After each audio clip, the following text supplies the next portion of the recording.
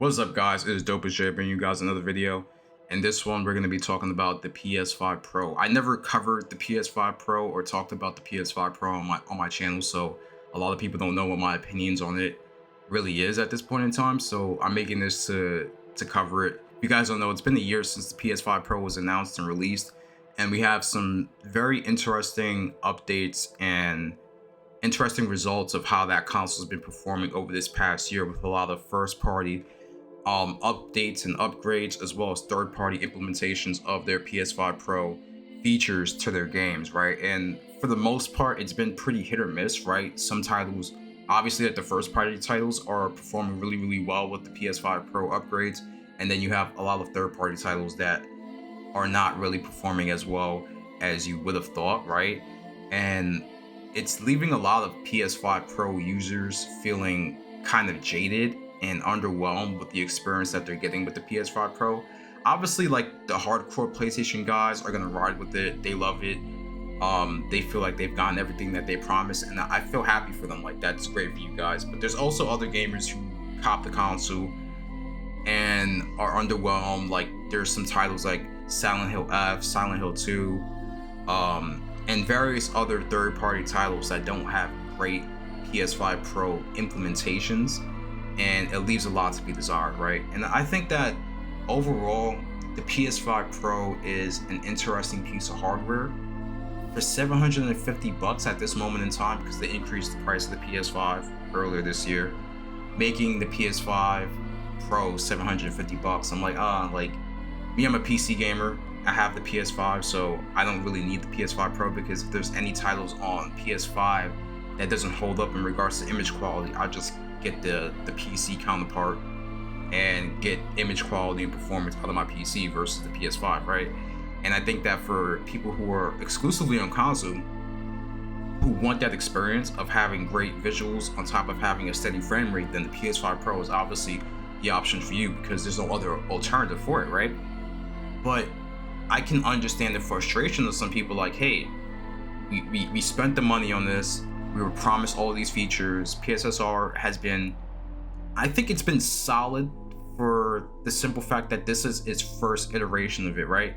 And if you guys remember DLSS and FSR when it first dropped, right, like the first version of those two upscalers on PC, they weren't really good, right? And when you compare this version of PSSR versus the early versions of DLSS and FSR, it's much better out the gate. Obviously, they have a lot more data to rely on, right? They have a lot more information on how to implement their own AI upscaler. So I think for its first implementation, it's really, really good, and it's going to get better. Obviously, there's been some issues with shimmering and stuff like that, and artifacting in certain areas and certain implementations, but in others, it's been pretty good, right? So it really depends on how it's implemented, right? I think that over time, the experience is going to get better, but by the time it does get better, you guys have to remember, we're 5 years into this generation. We're about to enter 2026, and this console generation is turning the corner, right? It really is turning the corner. And in my previous video, I talked about how 2026 is going to be a huge lineup for games, and there's a lot of bangers hitting console and PC around that time, right? But beyond that, we're very, very close towards next gen, and you're starting to see a lot of the news about PS6 specs, and a lot of what to expect from that console, right? And it's very early right now in regards to the information that we're getting, but there's some reliable sources that are coming out and putting that information out, right? So I think that if you haven't copped the PS5 Pro and you're not really that hardcore of a gamer, don't do it. Especially if you already own a base PS5, right? But if you're that person who cares about visuals, image quality, and stuff like that, then obviously this is the console for you, and that's how they marketed it, right? But I think a lot of people are still jaded about the fact that the pricing of it is so high, and it doesn't come with a disk drive, and it doesn't come with a vertical stand, and it just rub people the wrong way. And I understand how a lot of people feel about that, and I kind of felt that way too when it was first announced. I was like, yeah, this is on paper a really good upgrade for people who want that, right? Like the increased visuals, and we've seen it from some of these titles like Final Fantasy VII Remake, or Rebirth, I mean, Horizon Forbidden West. Like, some of these titles look amazing on PS5 Pro, right? But then you have other titles that don't have a great implementation. Silent Hill 2 is very messy.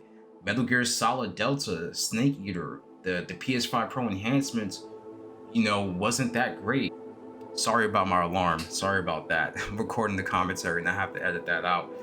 Anyways, like it's been very hit or miss, right? So I think overall the PS5 Pro it's somewhere in the middle, right? It's somewhere between you don't have to get it, and for people who really are hardcore gamers, well, hardcore console gamers, is worth it. So I don't know. We'll see how it continues to age beyond this year, going into 2026, as we start to get more first party titles as well as more third party titles, and we'll see who gets to have um more PS5 Pro geared updates and enhancements, right? And see how that happens. But I think overall, for 750 bucks, for me, it's not worth it. Like I said, I play on PC.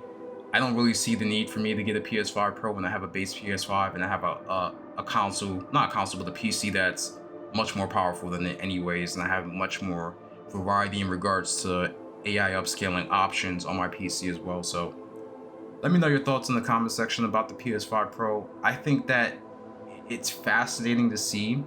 And also, like, one more thing I want to say, Digital Foundry has been doing excellent coverage around the PS5 Pro from its launch until now. And like I said earlier, there's been some hits and there's been some misses with PS5 Pro updates for certain games, right? And they've been at the forefront of highlighting that. Some of the issues with PS5 Pro implementations, issues with PSSR, and how that's going to improve into the future.